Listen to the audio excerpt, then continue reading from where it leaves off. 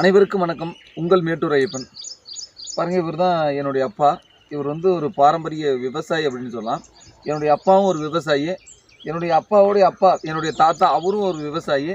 எங்கள் அப்பாவுடைய தாத்தா, அவரும் ஒரு விவசாயி. எங்களுடைய சொல்லப்போனால் எங்களுடைய குடும்பமே ஒரு பாரம்பரிய ஒரு விவசாய குடும்பம். அந்த காலத்தில் வந்து இவங்க வந்து ராகி, ஆரியம் சொல்லப்போனால் ஆரியம், கம்பு, சோளம் இந்த மாதிரி தானியங்கள் அடித்து தான் இவங்களாம் மேலுமே அவங்க வந்து சாப்பிட்டு இருந்திருக்காங்க. மாடு வளர்க்குறது, ஆடு வளர்க்குறது, இந்த மாதிரி பாரம்பரியமான எங்களுடைய ஒரு விவசாய குடும்பம் தான். எங்கள் அப்பா தான் வந்து எங்களுக்கு எல்லாமே சொல்லப்போனால் என்னுடைய அண்ணன் இருக்கார், எல்லாத்துக்குமே வந்து இந்த மாடெல்லாம் ஏர் பழக்கிறது, இந்த கவலை ஓட்டுறது, இந்த மாட்டு வண்டி ஓட்டுறது, இந்த மாதிரிலாம் நிறைய விஷயங்களை வந்து நிறையா வந்து கற்றுக் கொடுத்துருக்காரு. இப்போ இந்த களை வெட்டுறது அப்படிங்கிறது கூட என்னுடைய அப்பா தான் எங்களுக்கு எல்லாமே சொல்லி கொடுத்துட்ருக்காரு. இப்போ நம்மளுடைய மிளகாய் பார்த்தீங்கன்னா இப்போ மிளகாய் செடி வச்சுருக்குங்க. இந்த மிளகாயை சார்ந்த சிறப்பான தகவலை நம்ம தெரிஞ்சுக்கலாம். வாங்க நம்ம போய் பார்க்கலாம்.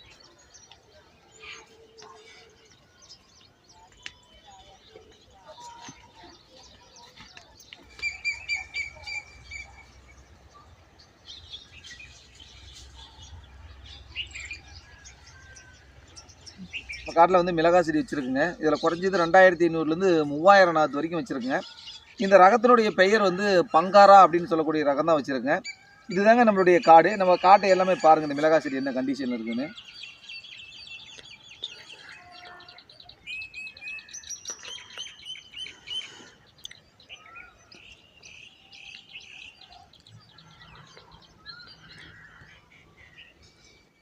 நீங்கள் பார்த்தது தான் நம்மளுடைய இந்த மிளகாய் செடி. இதுதான் பங்காரா அப்படின்னு சொல்லக்கூடிய ஒரு ரகம். இதில் பங்காரா, சிஆரா அப்படின்னு சொல்லி நிறைய ரகம் இருக்குது. இதெல்லாம் வந்து புதுசாக வந்த ரகம். நம்ம பழைய கால ரகம் அப்படின்னு சொல்ல போனால் என்னென்னு கேட்டிங்கன்னா சம்பா மிளகாய் அப்படின்னு சொல்லுவாங்க. அதுக்கு அடுத்ததான் வந்து 960 அப்படின்னு சொல்லுவாங்க.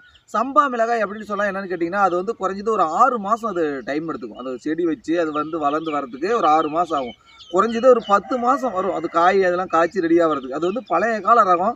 அதெல்லாம் வந்து சொல்லப்போனால் நோய் தாங்கி வரக்கூடிய ஒரு ரகம் தான் அந்த மாதிரி சம்பா அப்படிங்கிறது.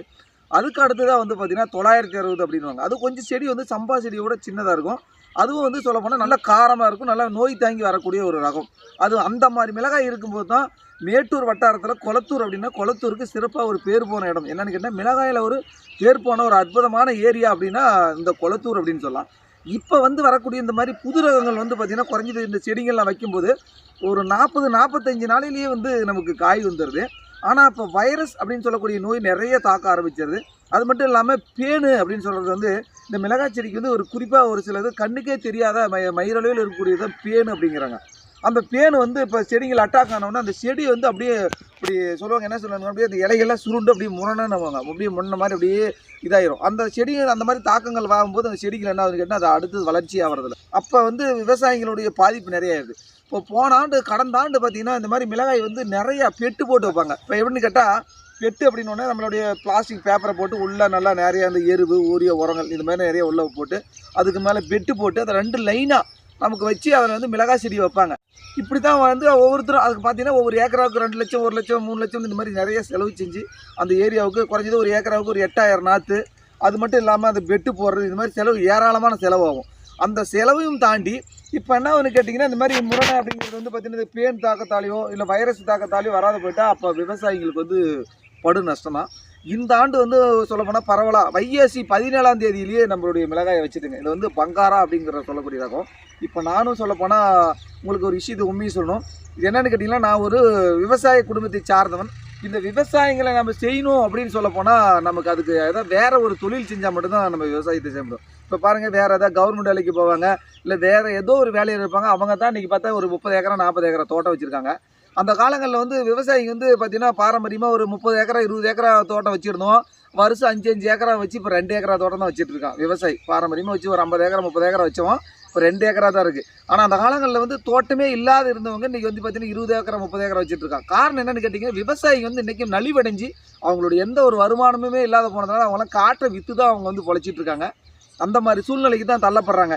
இப்போ நம்மளுடைய இன்றைக்கி மிளகாக்கூடிய நாற்று வந்து குறைஞ்சது 2500லேருந்து 3000 நாற்று வரைக்கும் இந்த மிளகா காட்டில் வச்சுருக்கேன். 25 செண்டு தான் இதனுடைய மிளகா நாட்டுடைய இந்த காட்டினுடைய அளவு.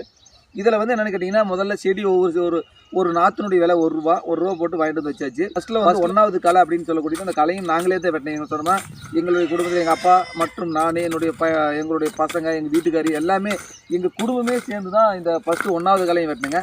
இப்போ 2வது களை அப்படின்னு சொல்கிறது, இந்த 2வது களையும் எங்கள் குடும்பமே தான் சேர்ந்து 2வது களையும் வெட்டியிருக்கேன். இப்போ 2வது களை வெட்டினது மட்டும் இல்லாமல் இது அடுத்து அடிக்கக்கூடிய மருந்து, இப்போ கைதெளிவான் மூலம் வந்து மருந்து வந்து பார்த்திங்கன்னா இப்போ வந்து இயற்கை சார்ந்த மருந்தெல்லாம் அந்த மருந்துகள் அப்படின்னு சொல்ல போனால் மீன் அமிலம், பஞ்சகாவியம், அமித கரைசல், புளிச்சமோர் கரைசல் இல்லாத இயற்கை சார்ந்த மருந்துகளும் இதுக்கு நிறைய தெளிவுமே.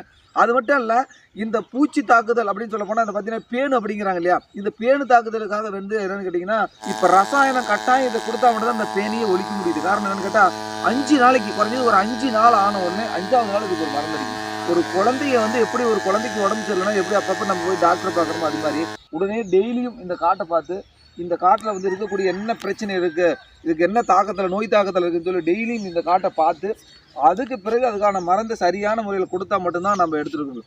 இப்போ அப்படியுமே இந்த காட்டில் அடிச்சிருக்கோம். அதையும் தாண்டி ஒரு சில செடிகள் வந்து சூப்பராக இருக்குது, ஒரு சில செடிகள்லாம் வந்து பார்த்திங்கன்னா இன்னும் அந்த முரணையிலிருந்து வெளியே வராமல் இருக்குது. இப்போ நாம் வாங்க அந்த செடிகள்லாம் பற்றி பார்ப்போம். மிளகாய் செடியை தாக்கக்கூடியது வந்து மெயினாக சொல்லணும் அப்படின்னு கேட்டால் பேனு அப்படின்வாங்க. அது கண்ணுக்கே தெரியாத அளவில் பார்த்திங்கன்னா ரொம்ப மயிர்கால அளவில் இருக்கும், அப்படி அது ஒரு கலரில் இருக்கும்.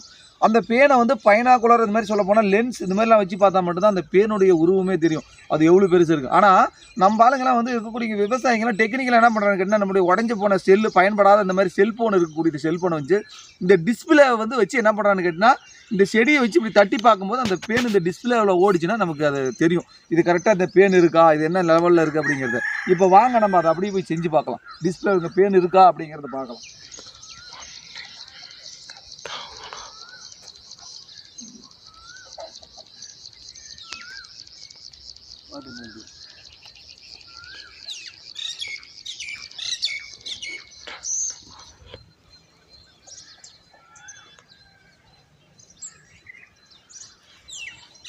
இப்போ பாருங்கள், இங்கே இருக்கக்கூடிய இந்த 3 செடியுமே வந்து இப்போ பார்த்தீங்கன்னா இப்போ இதனுடைய தாக்கத்தில் தான் இருக்குது.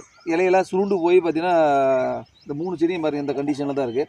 இதில் இப்போ பேனு தாக்கி இருக்குதா அப்படிங்கிறத வந்து நம்ம பார்க்கணும். இப்போ பேன் இருக்குது அப்படின்னு சொல்ல போனாலும் இந்த மாதிரி ரொம்ப செடி முருண்டுடும், அப்படி இந்த இலைகள்லாம் வந்து இந்த மாதிரி சுருண்டு போயிடும். அப்படி பாருங்கள், இப்போ இந்த மாதிரி அதே மாதிரி பேன் இருந்தாலும் இந்த செடியே வளராமல் போயிடும். இப்போ இதில் பேன் இருக்கா இல்லையாங்கிறத நம்ம டெஸ்ட் பண்ணலாம். இப்போ மருந்தடிச்சு 3 நாள் தான் ஆகுது.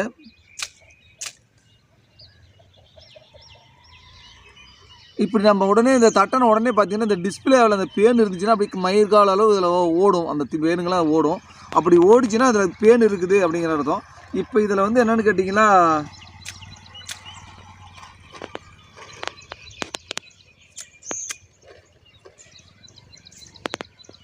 இப்போ இதில் பேன் இல்லை. ஆனால் இல்லைனாலும் இந்த மாதிரி செடி நம்ம காட்டில் வந்து நிறைய இடத்துல இந்த மாதிரி செடிங்களாம் இருக்குது. இது ஒரு விதமான செடி, இந்த செடியில் காய் கூட வச்சுருக்குது, எல்லாம் இருக்குது. ஆனால் இப்போ மேலே பார்த்தீங்கன்னா இந்த மாதிரி இலையெல்லாம் சுருண்டுட்டு இந்த மாதிரி துளிர் எடுக்காமல் அப்படியே இருக்குது. இந்த செடியிலையும் அந்த மாதிரி தாக்கம் இருக்குதாங்கிறத பார்க்கலாம்.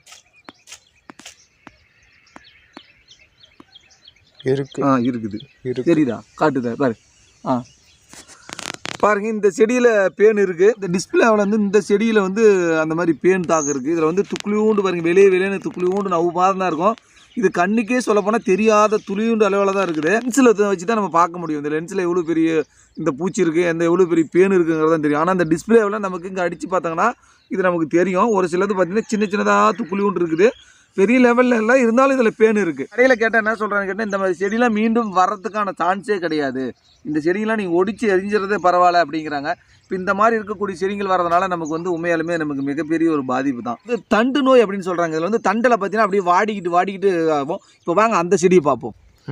இப்போ நம்ம தண்டு நோய்ங்கிற செடி பார்க்கலாம் வாங்க.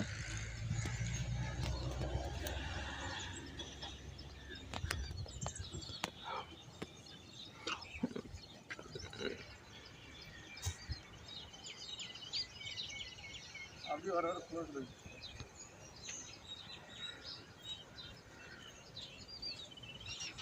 தாண்டி போடு.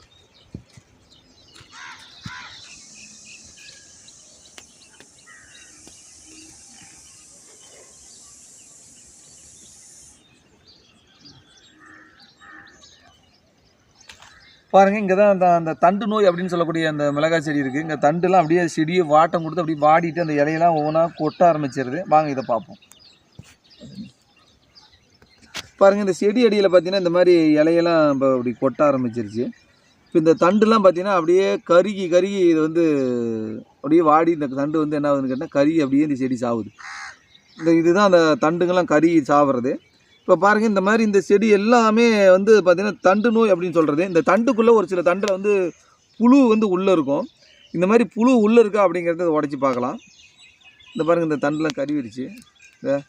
இப்போ இந்த தண்டு நோய் அப்படின்னு சொன்னோன்னே இந்த பாருங்கள், இந்த தண்டுக்குள்ளே வந்து பார்த்திங்கன்னா இந்த உள்ளே வரக்கூடிய இந்த ஊனில் வந்து எதுவுமே இருக்காது. பூராமே அப்படியே அந்த இதில் வர்றது எதுவுமே இல்லாமல் அப்படியே காஞ்சிட்டு போகிறதுனால தான் இது தண்டு நோய் அப்படின்னு சொல்கிறது. இப்போ பாருங்கள், இங்கேயும் மேலெல்லாம் தண்டுலாம் வாடிடுச்சு. இப்போ இந்த செடி என்னென்னு கேட்டிங்கன்னா, இந்த செடிக்கு என்ன பிரச்சனை அப்படிங்கிறத பிடுங்கியே பார்க்கணும். தம்பி இப்போ இந்த மாதிரி பிடுங்கி காமிச்சிடுறேன், பிடுங்கிறதுக்கு எடுத்துகிறேன். இப்போ பாருங்கள், இந்த செடியை பிடுங்கியே பார்க்கலாம் இது என்ன பிரச்சனை அப்படிங்கிறத. இப்போ பாருங்கள், இந்த வேரெல்லாம் இந்த வேரடியில் தான் பார்த்திங்கன்னா இருக்குது. இந்த வேர் இந்த வேர் நேர் பார்த்திங்கன்னா இந்த அழுகல் அப்படிங்கிறது பார்த்திங்கன்னா இந்த அழுகல் தான் ஆரம்பிச்சிருச்சுன்னு நினைக்கிறேன். பாருங்கள், இந்த செடி வந்து இப்போ இந்த மாதிரி எல்லா செடியும் இந்த மாதிரி வரும்போது இந்த கட்டாயம் இது ஆகாது. துளிர் எதுவுமே இருக்காது. இந்த செடி வேஸ்ட்டுன்னு தான் சொல்லணும். அதே மாதிரி இந்த மாதிரி இருக்கக்கூடிய முரண செடிகள் நிறையா இருந்தாலும் வேஸ்ட்டுன்னு தான் நம்ம சொல்லி ஆகணும். இப்போ இந்த மாதிரி இதெல்லாம் தாண்டி வரக்கூடியது தான் நமக்கு விவசாயம் செய்யக்கூடிய விவசாயி ஒவ்வொருத்தரும் நம்ம இது பண்ண வேண்டியது. இப்போ விவசாயி இருக்காங்கன்னா வரக்கூடிய மிளகாய் செடி அத்தனையுமே நமக்கு வந்து காய தரதில்லை. இருக்கக்கூடிய செடிங்க எல்லாமே பார்த்திங்கன்னா இப்போ கொஞ்சம் அப்படியே எல்லாமே முரணை தான் இருக்காங்க. அப்படியே உருண்டு போய் தான் இருக்குது. இது நானும் என்னென்னமோ மறந்து கொடுத்துட்ருக்கேன். இன்னமுமே இது சரியாகாமல் தான் இருக்குது. இப்போ பாருங்கள், இது வந்து தான் இப்போ நம்ம செடியில் நம்ம காட்டில் நல்லா இருக்கக்கூடிய மிளகாய் செடி. இப்போ இந்த மாதிரி மிளகாய் செடி இருக்குது. இப்போ காய்ங்க இந்த மாதிரிலாம் விட்டு பிஞ்சுலாம் பாருங்கள் நல்லா இருக்குது. அது மட்டும் இல்லாமல் இப்போ இந்த செடியும் அதுக்கு பக்கத்தில் இருக்கிற செடியும் இந்த மாதிரி இருக்குது. நமக்கு எல்லா செடியுமே இப்போ நம்ம வச்ச செடி அத்தனையுமே இந்த மாதிரி நல்லா இருந்துச்சு, இந்த மாதிரி இப்படிலாம் காயோடு இந்த மாதிரி இருந்துச்சுன்னா நல்லாயிருக்கும்.